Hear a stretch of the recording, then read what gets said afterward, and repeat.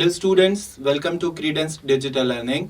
मैं हूं आपका दोस्त अंकित शर्मा और आज हम लोग बात करने वाले हैं एक नए चैप्टर के बारे में जिसका टॉपिक है ऑर्गेनिज्म एंड पॉपुलेशन। जब हम लोग इस चैप्टर के बारे में बात करने वाले हैं तो यहाँ पर देख लेते हैं कि हम लोग कौन कौन से टॉपिक को डिस्कस करेंगे। सबसे पहले जो हमारे पास टॉपिक आएगा वो आएगा organism and it's environment. Organisms क्या होते हैं और उसका अपने एनवायरनमेंट के साथ क्या रिलेशनशिप होता है उसके बारे में बात करेंगे। उसके बाद जो दूसरा टॉपिक होगा डिस्कशन का वो होगा population and it's attributes. Population क्या होती है और उसके क्या क्या कैरेक्टरिस्टिक्स होते हैं। And the last one is a population का जो है ऑर्गेनिज्म का पॉपुलेशन इंटरेक्शन, कि how the population interact with each other. तो चलिए शुरुआत करते हैं। सबसे पहले बात करेंगे हम लोग ऑर्गेनाइजेशनल लेवल की या लेवल ऑफ ऑर्गेनाइजेशन की।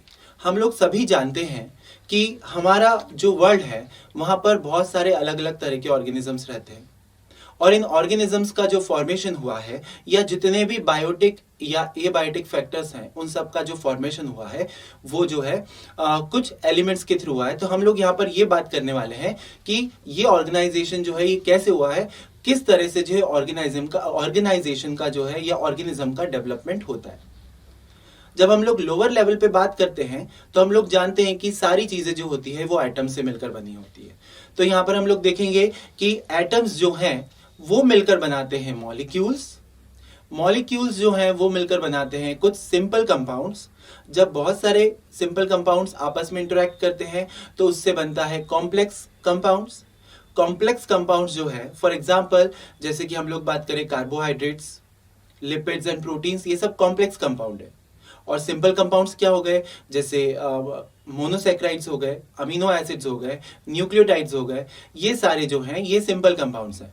तो जब सिंपल कंपाउंड्स जुड़ते हैं तो यहाँ पर जो है कॉम्प्लेक्स कंपाउंड बनते हैं और जब कॉम्प्लेक्स कंपाउंड आपस में एक दूसरे के साथ इंटरेक्ट करते हैं तो यहाँ पर जो है ऑर्गेनल्स और कुछ दूसरे स्ट्रक्चर्स फॉर्मेशन होते हैं। ऑर्गेनल्स जो है आगे चलकर एक हायर लेवल में शिफ्ट होता है जिसको कहा जाता है सेल।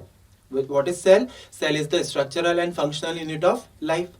सेल जो है जब बहुत सारे सेल एक साथ फंक्शन करते हैं तो उस स्ट्रक्चर को कहा जाता है टिश्यू।